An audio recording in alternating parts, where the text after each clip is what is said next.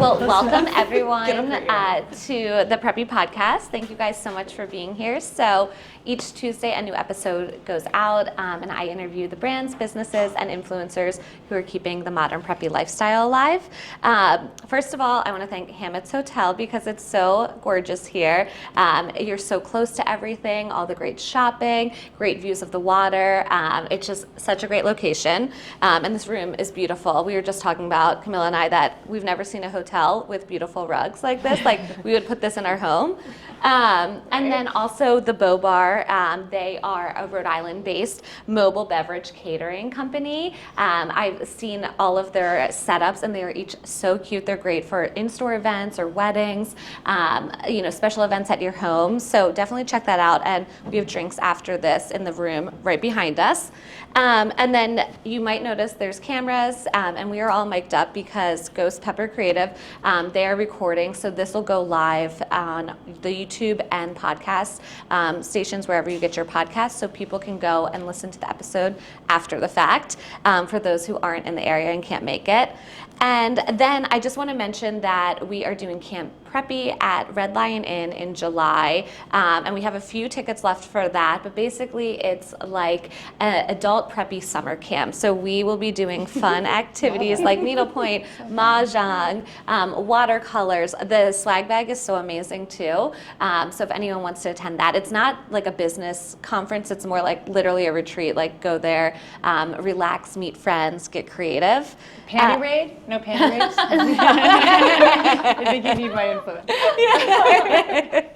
And so I'm going to have you ladies go down the line and just introduce yourself, and then I'll get into the questions. So I'm going to go first. Great. I am Tyler Beau Drexler from the brand Tyler Beau. I am Kylie McCollough, and I work for Mott & Chase Sotheby's International, and I run the Newport Ladies Book Club. I'm Loren Barham of Loren Hope. Camilla Bradley of CK Bradley. Excellent. So I want to start with you, Tyler. I'm going to kind of ask the questions down the line. But your collections always have some great classic pieces, like pieces that your customers come to you for season after season. Like I know you have a great raincoat, you have a great sweater that the brand started with. There's so many great classics, but how do you keep true to those with peppering new pieces? Like I love the silhouettes of this, like that special balance of old with new, so that customers, they know they can rely on you for those favorite sweaters and new colorways each season, but also fun trends, like touching on a little bit of trends. And it's so hard, I feel like, in this digital age not to get stuck in that like fast fashion cycle. Absolutely. I think that's a really good question. So at Tyler Beau, we are a women's clothing brand that really focuses on classics with a twist. Mm-hmm. A lot of our customers come to us for specific pieces that they've fallen in love with, that we recreate every season, kind of over and over again, but in new prints, patterns, maybe a new fit, new fabric. And these pieces have really become the DNA of our brand. So the mineral wash sweater, the Newport rain slicker, which is our best-selling item here in Newport. It doesn't rain, come here, it's so beautiful, but just in case. Our knit dresses, and really our customer, they find these pieces and they suit them so well that we want to continue to give them what they love. Mm-hmm. And we think that for us, from a brand perspective, that this really, we like to surprise and delight our customers, but give them pieces in their wardrobe that they can have longevity with, so they can wear them season after season. If they happen to love these specific type of pieces, you can get more of them. Yeah. So while we infused, different trends, and I don't love the word trends because I think that that's not necessarily what our brand's based off of, but I think you can find the styles that work for you and continue to come back to a brand like ours to get more of that style. Mm-hmm. I love that. I feel like that's one of my favorite things, when I find a piece and I'm like, I love this, I need it in every color. Yes. So I think a lot of customers probably shop that way too. So I love how you guys incorporate, something new but keep true to those classics. It's so great. Yeah, thanks for noticing that. So Kylie, you have you have a book club, you are a realtor, you are out and about on town. I always see you attending so many amazing events. I met you through the New England Coastal Creative Conference. So I'm curious, how do you leverage connections? You do so many collaborations. Any tips for leveraging connections and making them meaningful, and instead of just meeting someone, shaking their hand, and then kind of forgetting their business card? Yeah. How do you leverage those and take them to the next level? So I think if you want to work with a brand, or you want to connect with somebody, or there's someone you want to emulate or mentor, the worst thing you can do is say, could you grab coffee? Or I would love to get together with you and pick your brain. Yeah. Never do that. That's the worst thing to do. That's tip number one. What you want to do is make it easy for them to say yes. So whether it's a book club, Ellen Hildebrand has a new book out, and she's one of my favorite authors, and I approached her and made it really hard for her to say no to come to Newport. I worked with Castle Hill to make sure that she would have a beach cottage. I put together a group of women and said, come to Newport, here's 3 dates I can host you, we'll take care of everything, you can stay in this beautiful beach cottage with your daughter, and we'll put a lunch together for you. How do you say no to that? Mm-hmm. So do things like that that are beneficial to them. And go to things that they're at. Everyone's busy. Saying like, I don't have time to grab lunch with my friends. I don't have time to get a coffee with my husband.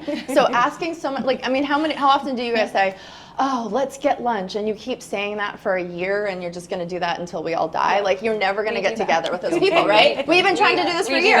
Guess where we get together? Patricia connects us, and now we get to be, it's like, oh, Tyler's going to be there? Oh, Lauren's going to be there? Oh, CK's going to be there? Like, you want to do these things that you get to actually be together. Invite them to a Pilates class, or go to where they are, and then ask them. Make the ask there, because everyone's busy, and trying to grab coffee or sending a blind DM just saying, would love to do this, is not going to work. Yes. Right on. I love that. Yeah. Yes. I love it. You're like thinking like a publicist, Yes. Being in PR, it's like, I love when someone pitches me or I pitch someone, I make their job easy Yes. for them. So that's kind of what you're doing. You're like selling them. Right? Totally. Yeah. Great advice. So Loren, you have such beautiful pieces. They're like works of art. I've been a fan of yours for many years. I'm wearing her jewelry right now. And I've noticed recently you've really leaned into making collectible pieces, whether it's, one of a kind or limited. For example, you have these great butterflies and brooches.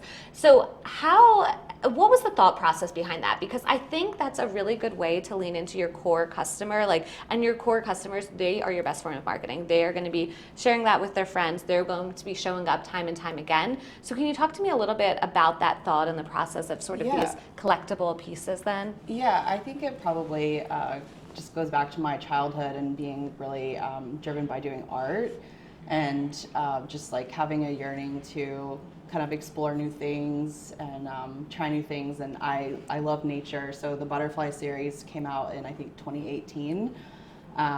Just kind of like as this idea of a play on real butterfly specimens that are framed.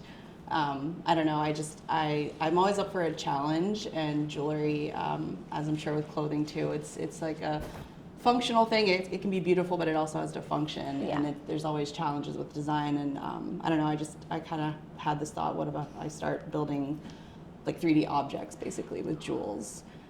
So the Butterfly series came out, and I was kind of floored with how it was received. We sold out within like an hour. So That's amazing. Wow. Yeah. That's awesome. Yeah, it was really humbling, and to this day, my father and mother actually build the boxes that they go in. We worked with probably 5 different vendors over time to build these specimen boxes, but my parents actually do the best quality.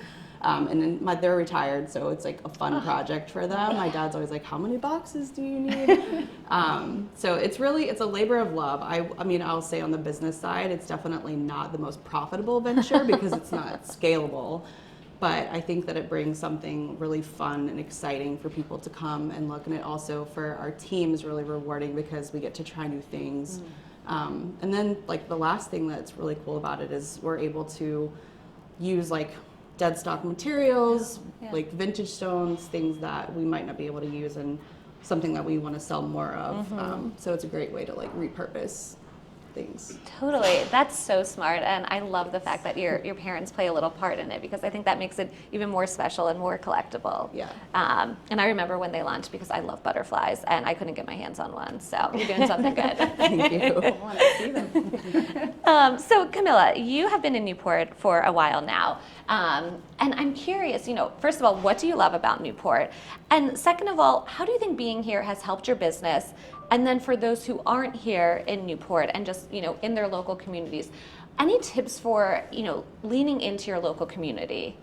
Oh boy. So Newport's community is incredible. It's got talented, interesting, accomplished, diverse people. I mean, there's so many. There was a wonderful book written, I wish I could remember, maybe Genevieve will remember what it's called, about all the different circles of Newport, the social circles, whether it be like a court tennis, right, which is a very esoteric, you might argue, preppy sport. Yes. Sailing. Then there's the tennis crew. I mean, there are all these different local, the surfers, right? It's just a really eclectic group of people that come together and make this town so rich. You can have a very different night. I used to love it when I worked on the 12-meter sailing, because I was like, I can have a boyfriend who's a sailor, I can have a boyfriend at a beach club, and they'll never cross over. It was perfect.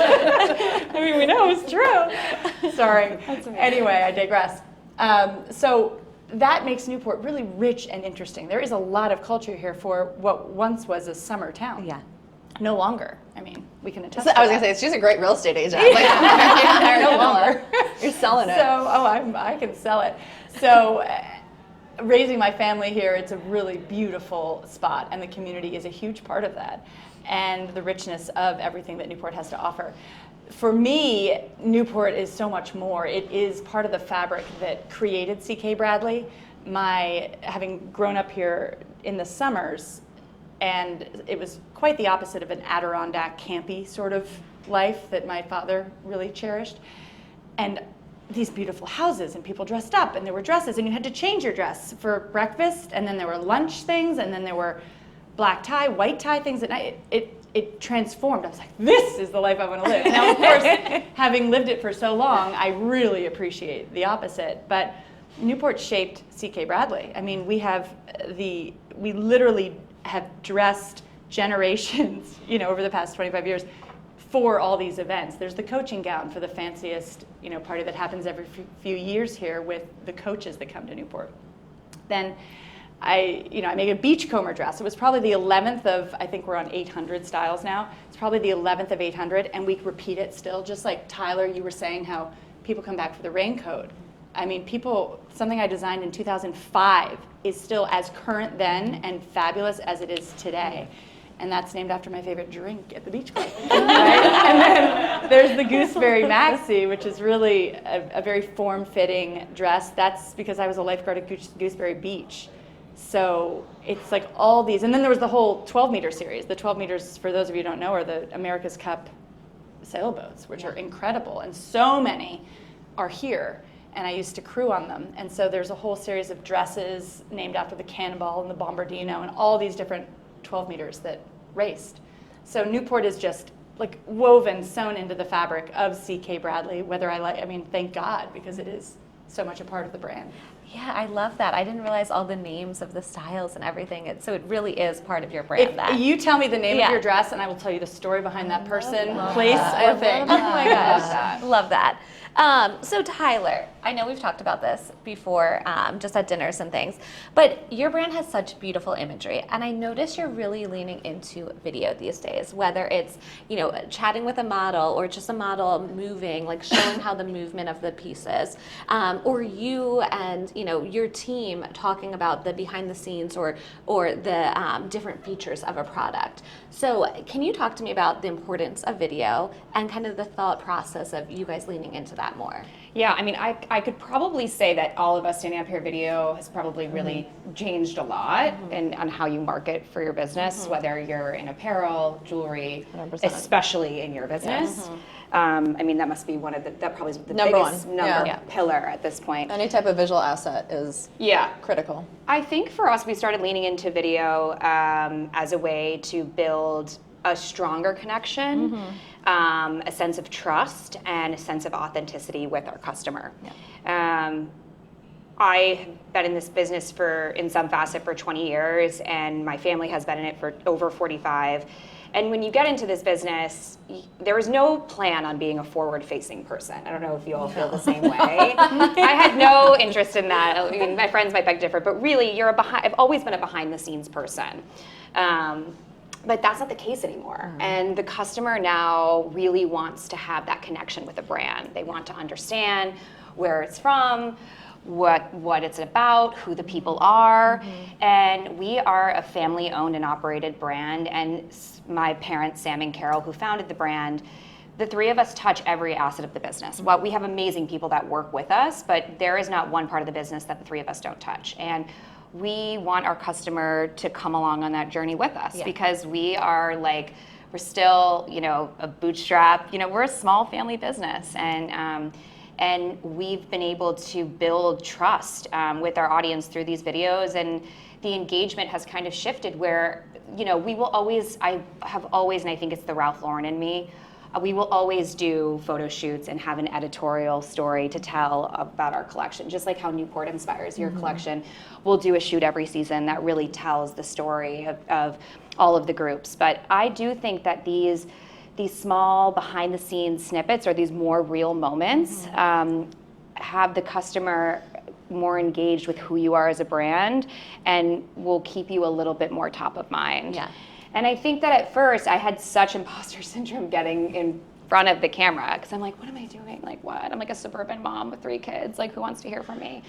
But we have found that it resonates more with people. And I think when you are a brand, whether you're big or small, I mean, when I worked at Ralph Lauren, I just wanted to hear what Mr. Loren had to say, or hear what his design team had to say, or see how the pieces came together. I mean, even you just saying, if you can say the name of a piece and say where it's from, that's video content, I want to know that's a great video idea, right? I love it. I want you to do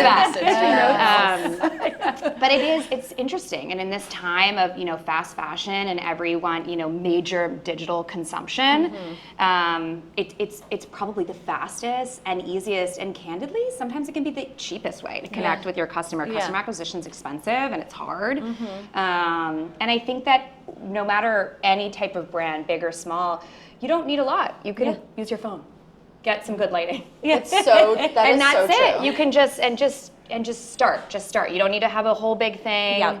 You can just get in front of the camera, say what you did that day, and it's hard to get started, but it really has been a great way for us to connect with our customers. Totally, I think it's more personal, and and it feels more. And if you're authentic and if you're consistent, it doesn't have to be polished, doesn't have to be perfect.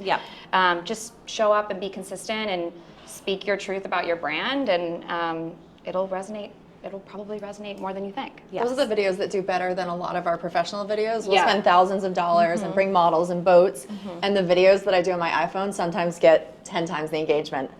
And you're like, why did I do that? I don't want to just do more of that. Yeah.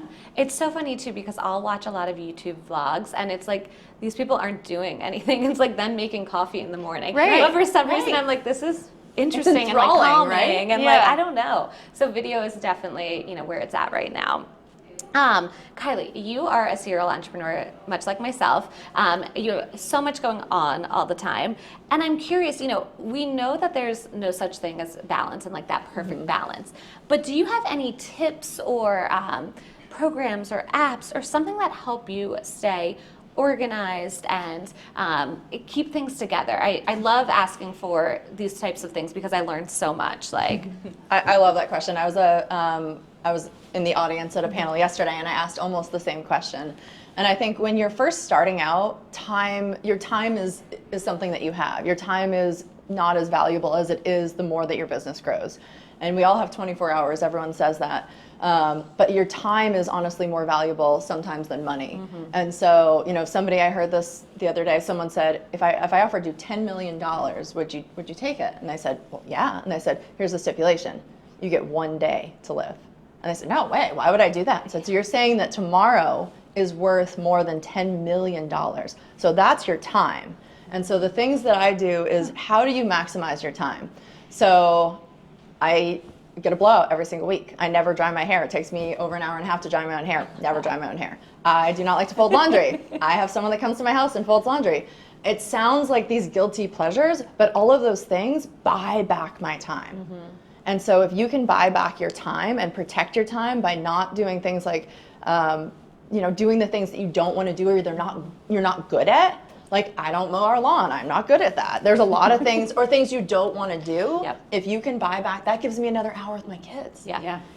Sitting and having somebody else blow dry my hair who can do a better job gives me an hour to respond to emails where I'm captive. And hire people who make your life easier and who have the skill sets that you don't. So I have an amazing partner. She's sitting in the audience. She is so organized. I am so disorganized.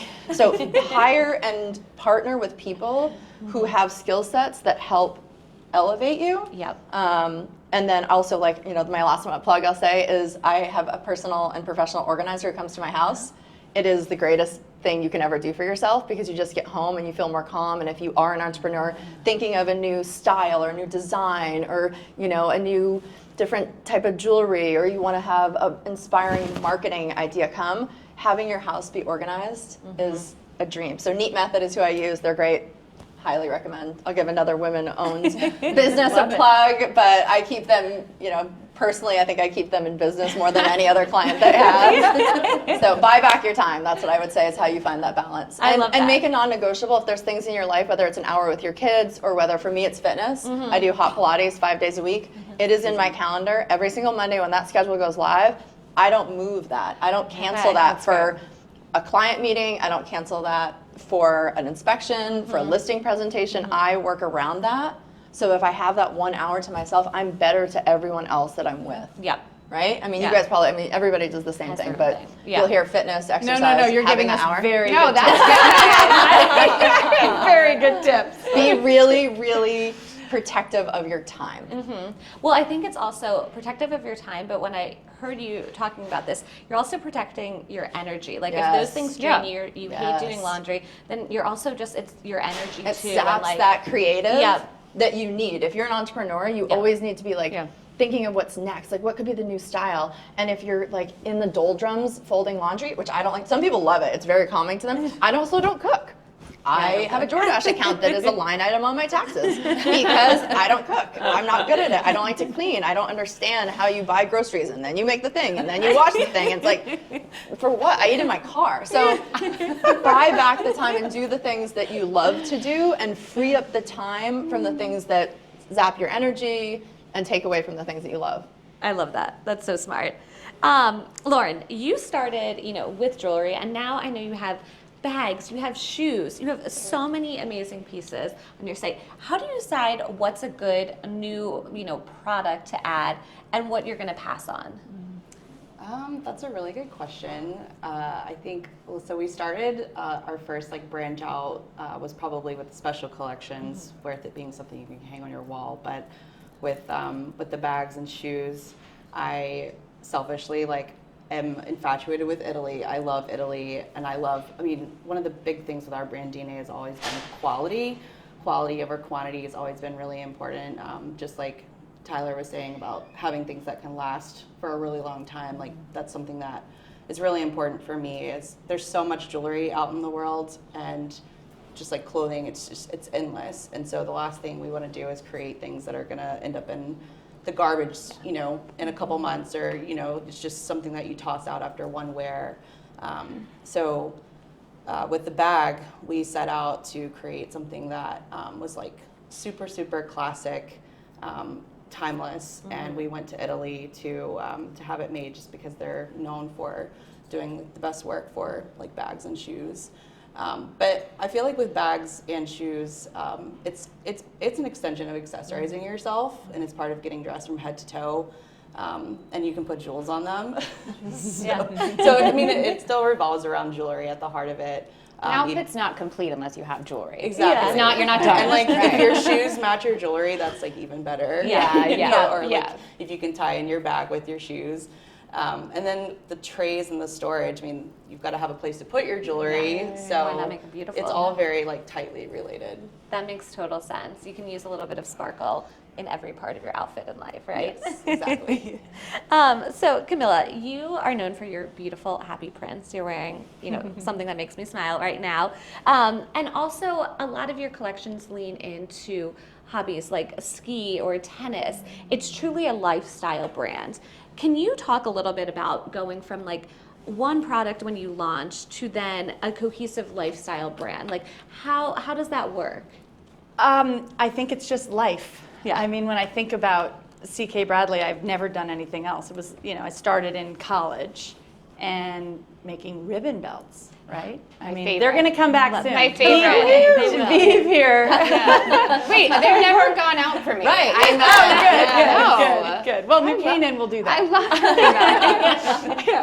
that. So starting with that, it was really sort of, what am I wearing? What am I doing? And then as our team grew, it's like, what are the amazing women that I get to work with doing and telling me they want in their lifestyle and their lives? And we're all living kind of it's not a CK Bradley, it is a CK Bradley lifestyle, but it's a much bigger lifestyle than just CK Bradley, right? So I wanted to ski a lot. I mean, we closed our store in New York City after 10 years, and then I was like, I want to be in the mountains. So what do I have to do? I obviously need a business that's going to bring me to the mountains, and CK Bradley was a success, so I was like, I have to bring CK Bradley to the mountains. Yeah. And then down the line, I have children. Genevieve, who's been with me for over 20 years, has children. She's like, cool. your prints go on everything. How to keep it cohesive? It's the prints, right? You can put a print on anything. Yeah. A bag, a shoe.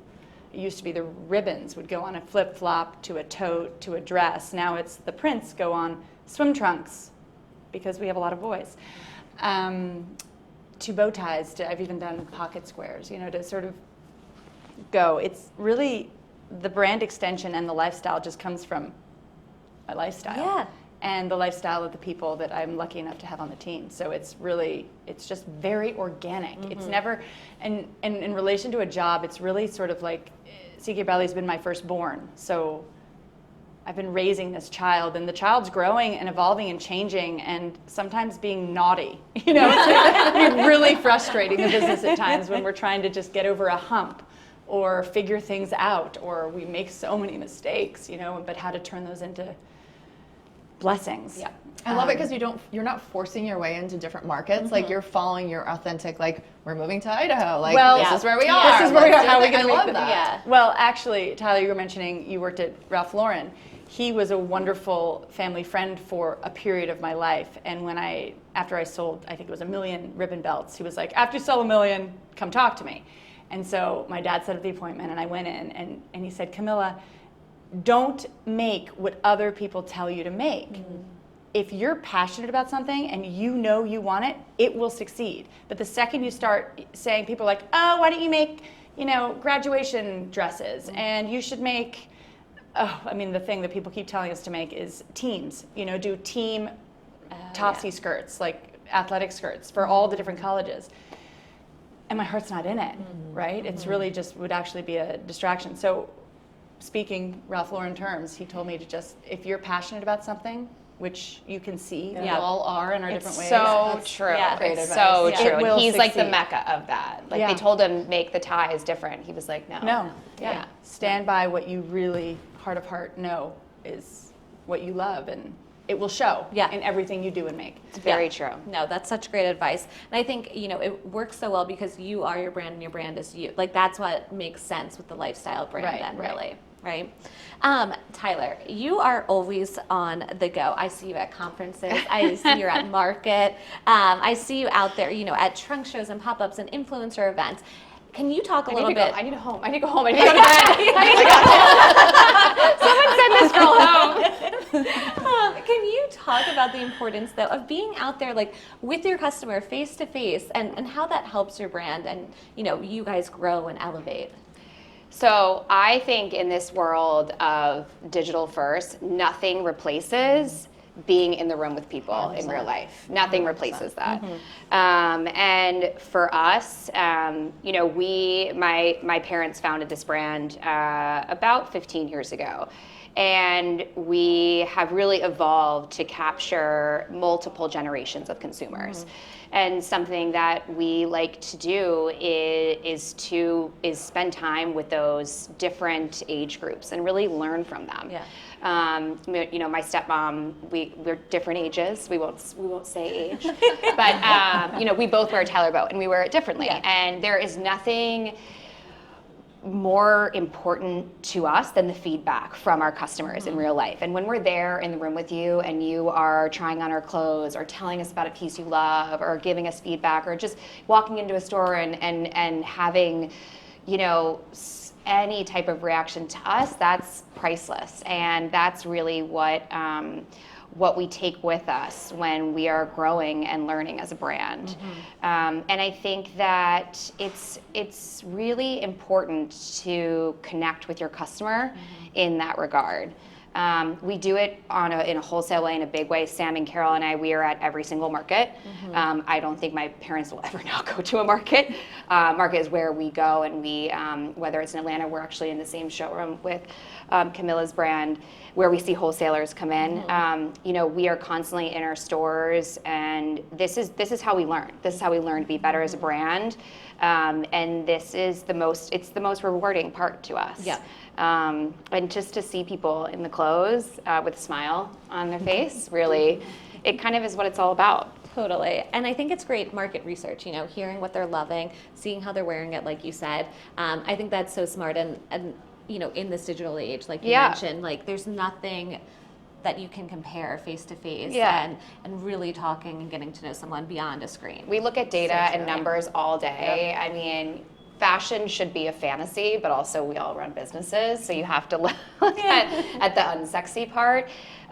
So we really cherish those moments. It's hard and it's a balance, but we cherish the time we get to spend with our customers, our clients, our friends, our neighbors. So we're lucky to have the chance to be able to do that. Definitely.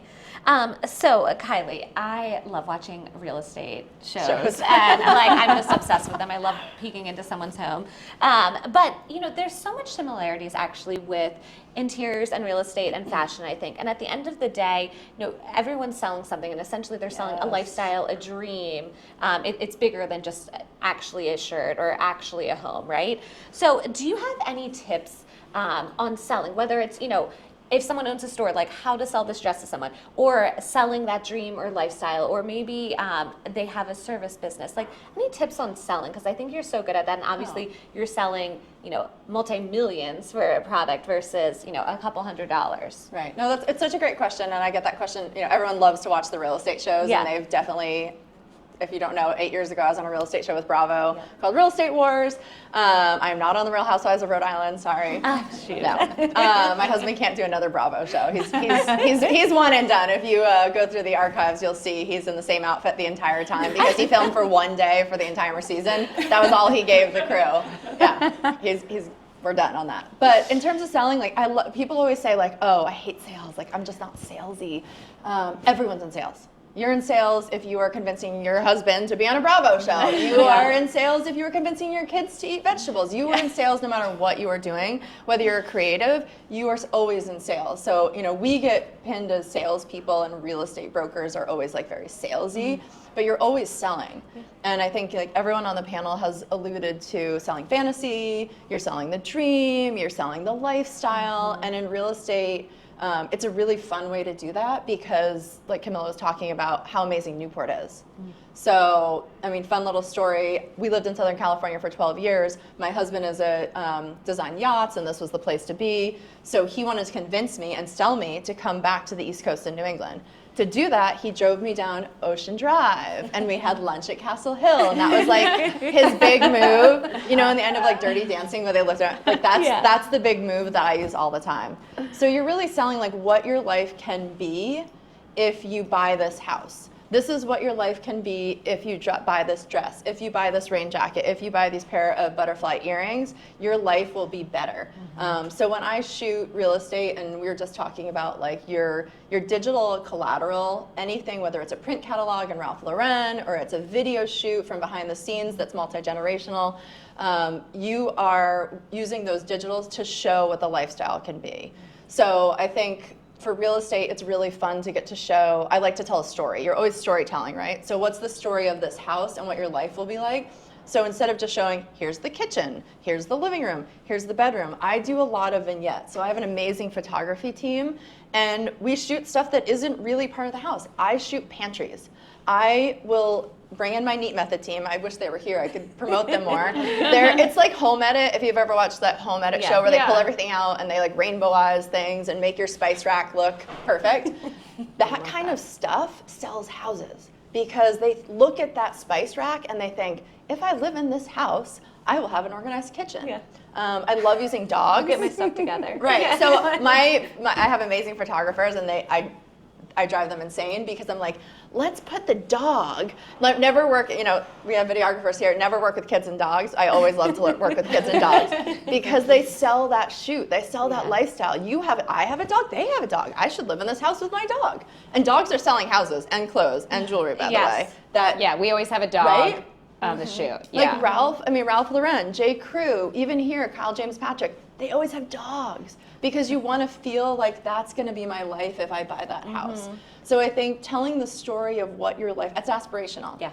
So it's authentic, but it's like aspirational authentic. And I think telling that story through the lens of really who's going to be the consumer, whether it's a mom who's on the go, whether it's, a Newport fashion, or someone who's getting ready for a gala, like find out who your client is and who you are selling to and tell them that story. Yeah.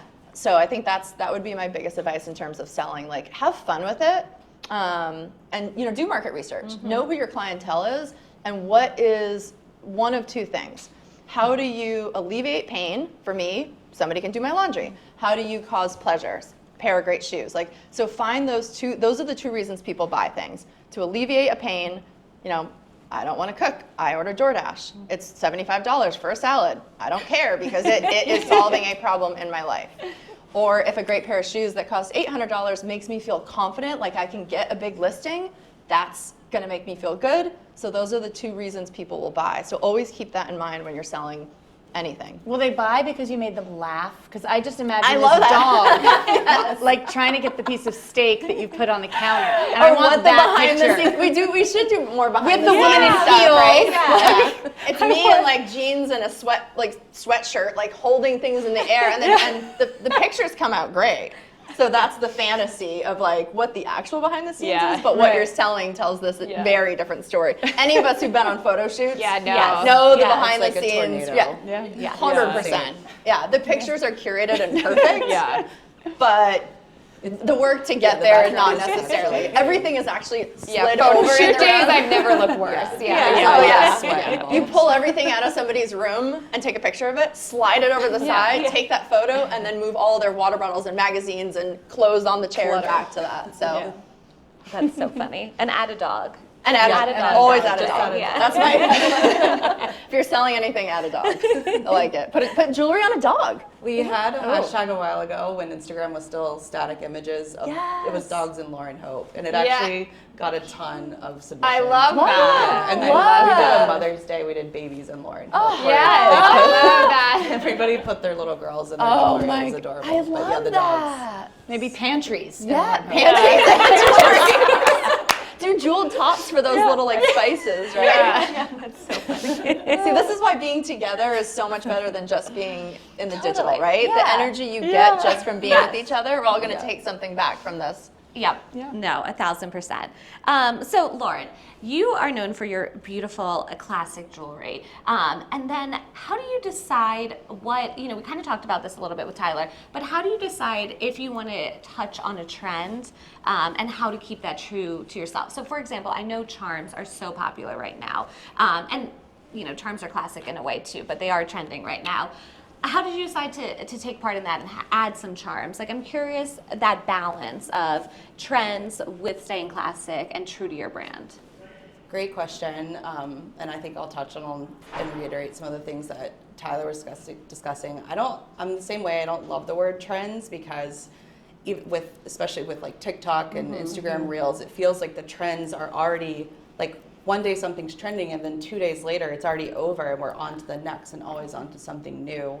And it's really overstimulating and it's not sustainable. At the same time, we're in a business and we need to sell things and we want to be relevant. You know, if I was making Victorian era jewelry, you know, it's not relevant to now. So knowing what the consumer wants is also really important.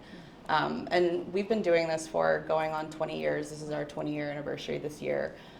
We've tried a lot of different things, and we listen to our customer, and our customer over and over and over again votes for color, for playful color, which clearly is something people like. It's happy.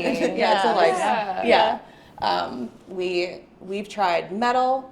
We've just going with more like minimalist, and you know, with the trends, statement jewelry was huge back in like I want to say 2012, 2013. Everybody, you know, Jenna Lyons, J. Crew days. Oh yeah. The statement necklace. Exactly. Yeah. And then it went on a hard pivot when, funny enough, J. Crew's sister brand Madewell came out, and then everybody was being more minimalist, and it was just really delicate little chains and little bars, and I was like, what do we do? What are we gonna do?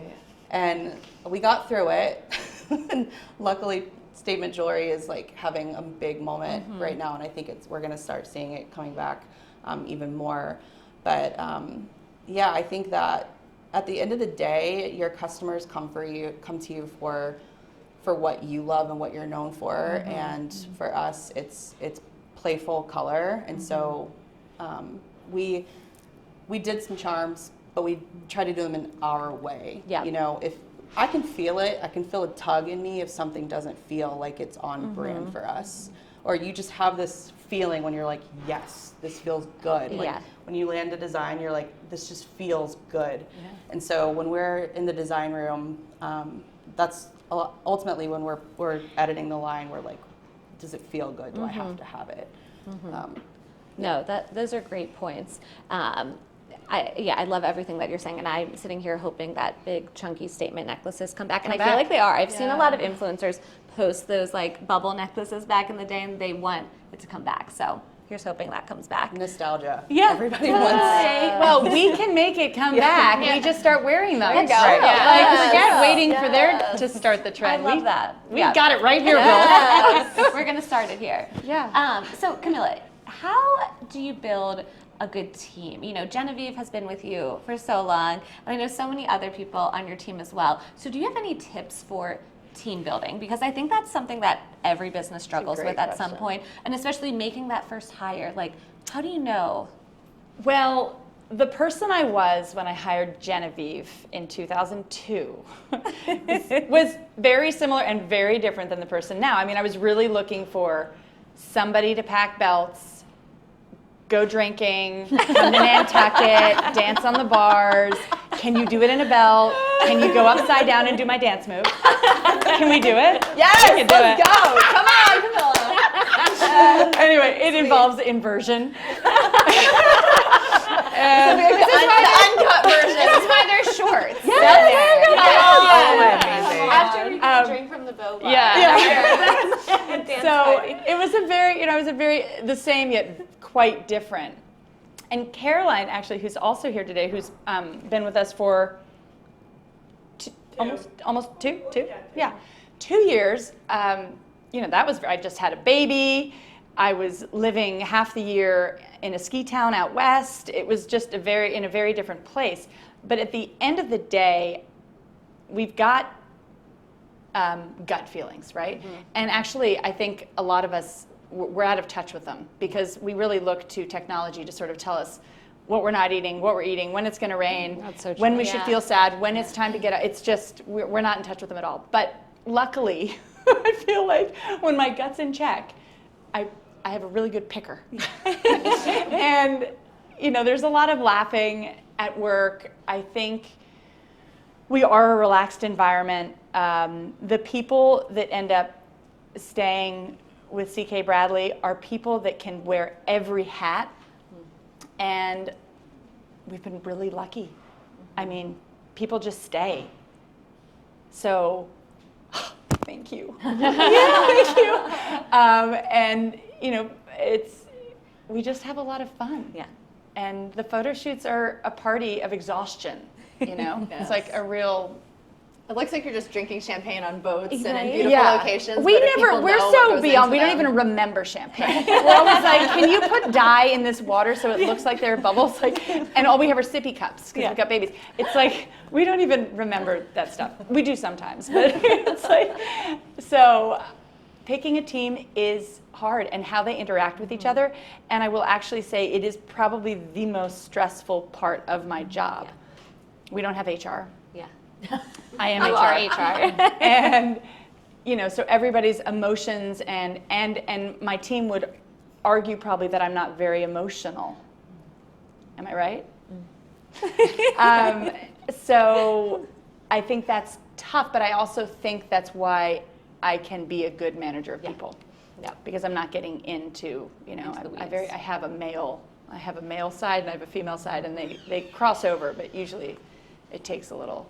Yeah, and I feel like when you lubrication. set the intention and the vibes, then libation. everyone feeds off of that, or you attract those types of people too that are a good fit, right? Yes. So this question is from Whitney of Whitney Wears Newport in the audience, and so it's for all of you or whoever wants to chime in with this. What's the most helpful in your entrepreneurial journey as you scaled your business? Any tips there? Anything you learned as you were scaling? Maybe as you're still scaling? I think to kind of piggyback off of what you were saying is maybe not everyone agrees with this, but I think keep your blinders on. I think focus on your brand, what you're building. There's a lot of noise out there. A lot of people want to jump on a bandwagon. I think the brands that are doing it well are really staying true to their core DNA. They're really listening to their customer. They're not seeing what everyone else. I mean, it's great to look and champion and support other brands. Yeah. I mean, that's why we're all sitting here. But I think we just focus on us, on our house. And I think as you continue, when you scale, that's really critical. Yeah. Because it's easy to it would be easy to do something in a product category that you could monetize. It could be great, but doesn't feel right or authentic. It could be easy to take on a listing just because, all right, that's has some dollar signs on it. But if it's not a part of your brand and it isn't authentically representative of what you have spent all this time building to then scale for, why would you add that on? Why would you do that? So I think as you grow, just make sure to stay true to who you are as a brand, as a company, as an individual. That's great advice. I feel like there's the saying, when you start looking behind, seeing what the competitors are doing, then you get further back and they surpass you almost. So you have to just keep looking ahead and staying focused on you and not get caught up with everyone else around you, right? Make sure it's sustainable. I think so many, if you start to find success, and like Tyler's saying, you get the bandwagon, the followers, and you feel like, you should grow. I've been told so many times, why don't you have a team? Why don't you hire all these people? You'll make so much more money. I just don't think it's sustainable for what I want to do. Everyone says, you should do more listings. You can do more this. I don't want to have more listings. That's not for me. That's not who I am. I want to take on specific properties that I feel like I can represent better than anybody else in my market and just nail that. Yeah. And so if it's something that I don't feel like, exactly what Tyler said, is not authentic to your brand, or you don't feel like you're the best person to represent that, don't do it. Yeah. And if you don't think expanding to this level is going to be sustainable and it's going to jeopardize your core values or the core center of your business and what it was actually built on and why it's successful, just don't do it. I think just be slow growth and make sure as you go up each level that it's sustainable. Yeah, along those lines, it makes me think of J. Crew. Back in the day, we all know J. Crew as a catalog. I mean, I memorized the 800 number. It's like, and you knew your credit card number to get the bathing suits.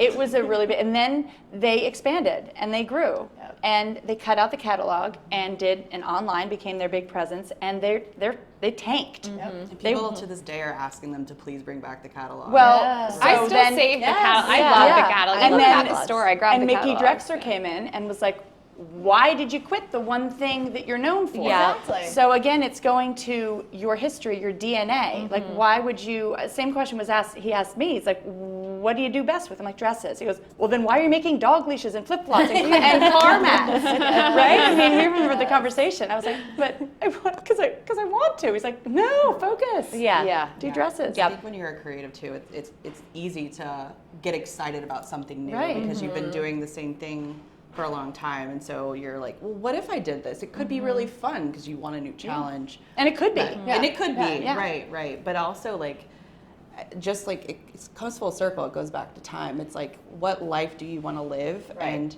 the more people you have underneath you, the bigger your network keeps growing, and all these people are depending on you, and that can weigh heavy on Yeah. you. Yeah. You're like, Yeah.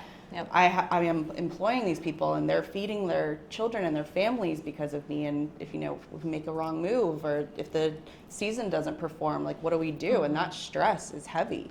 And so, Yeah. like, at what price do you pay for 100%. scaling? Yep. You know? No, totally. When Kylie and I were at the conference, New England Coastal Creative, Kim's a good friend of ours, there was a panel, and some of the people were talking about they scaled their business to these massive, large companies, and they had so many people then under them.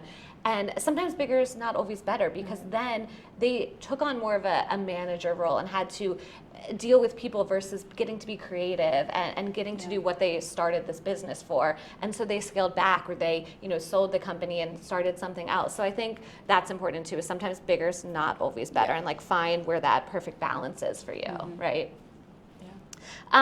So I have some fun little short answer questions, and then we'll wrap up.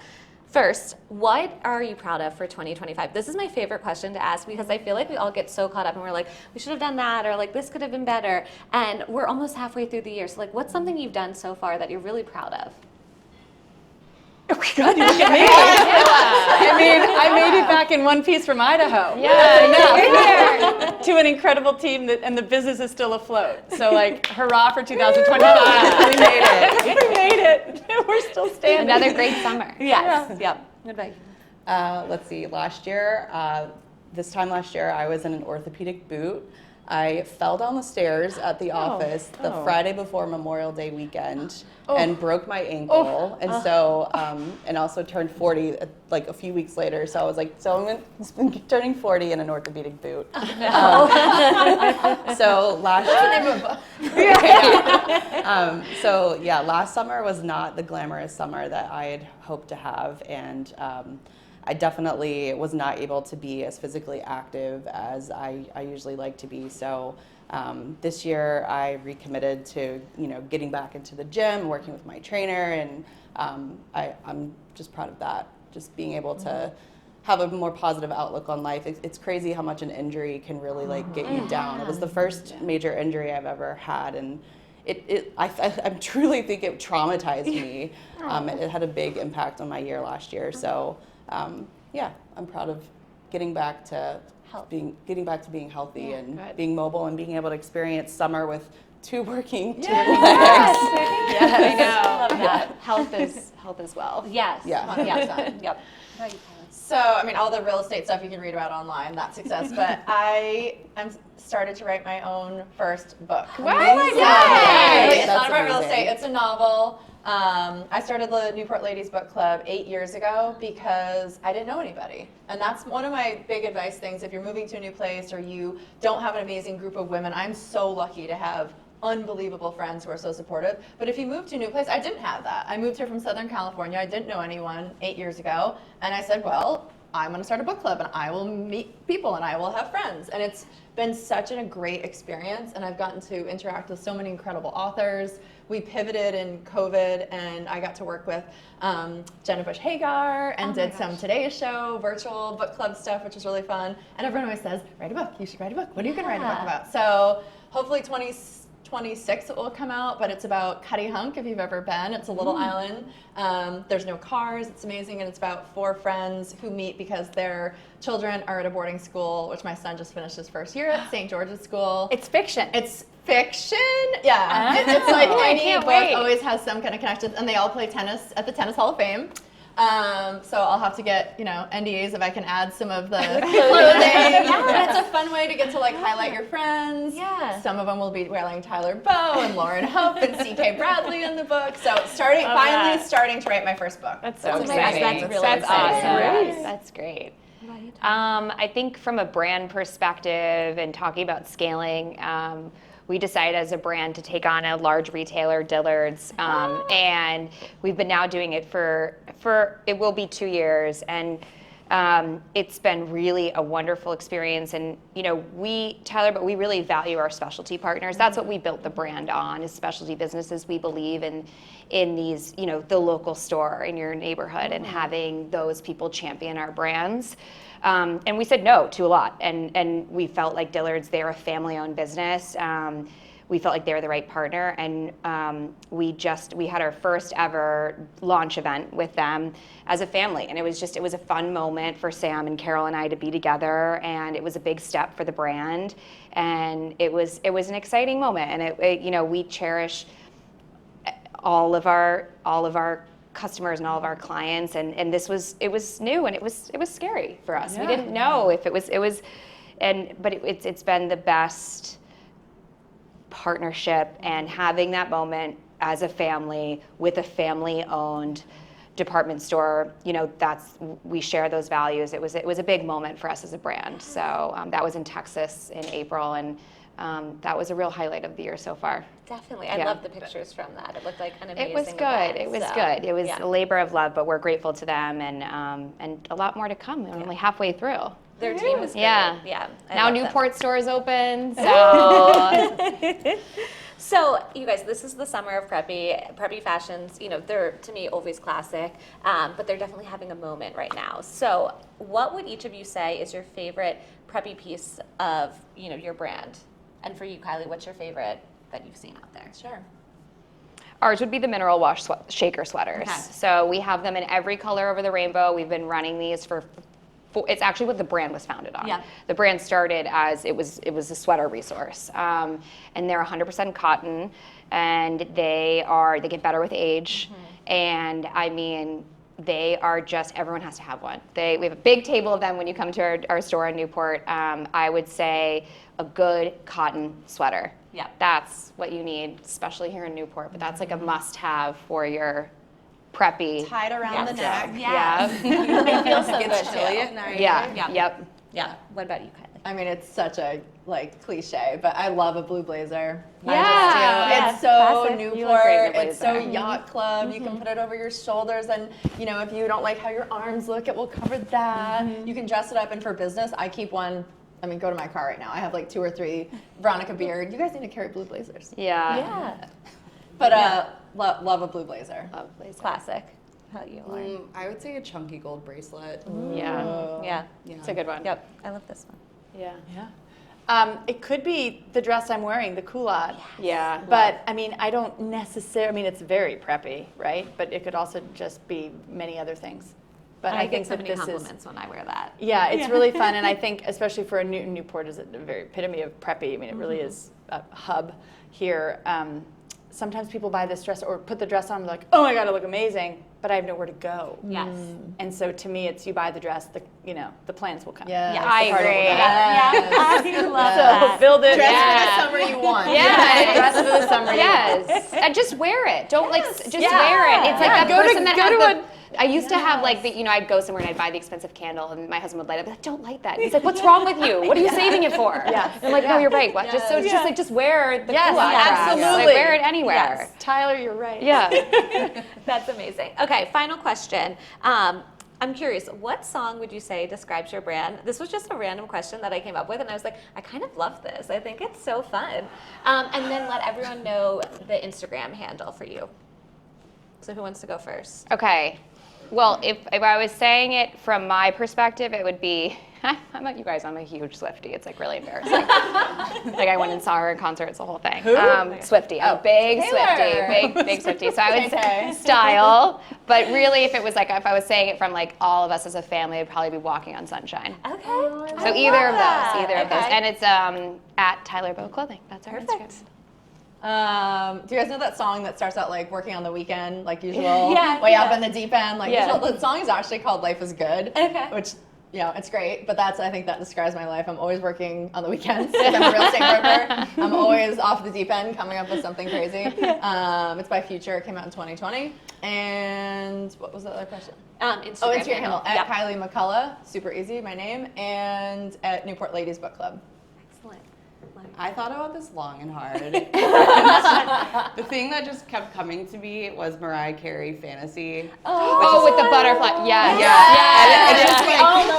It just like makes you feel good when it comes on. You're always excited to hear it. It's like a classic. It's feminine. That's such a good Roll down the windows. Yeah. Instagram is at Loren Hope, Loren with an O. We're all millennials because we're like Mariah Carey.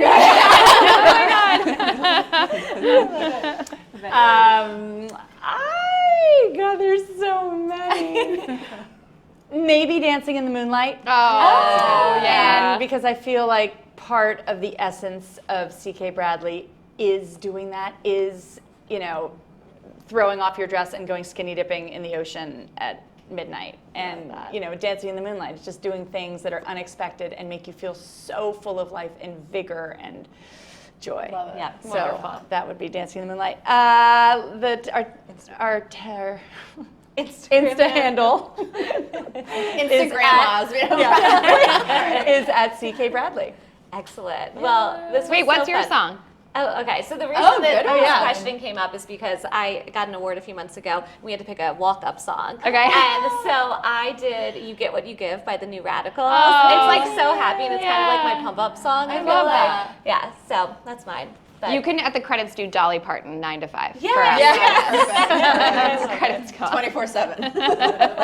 Oh my gosh. Well, thank you ladies so much for being on this panel. Thank you guys for coming. Thank you Hammetts for hosting. This was so amazing, and I loved, learning more about all of your businesses and sharing that. So fun. with Thanks, everyone. Patricia. Thank you so much for Thank having you. us. Let's do this every week. This is great. Perfect. Thank you so much for listening to the Preppy Podcast. I hope this put a little prep in your step for the day. Please subscribe, rate, and review on wherever you listen to your podcast, and follow along with @the Preppy Podcast on social media.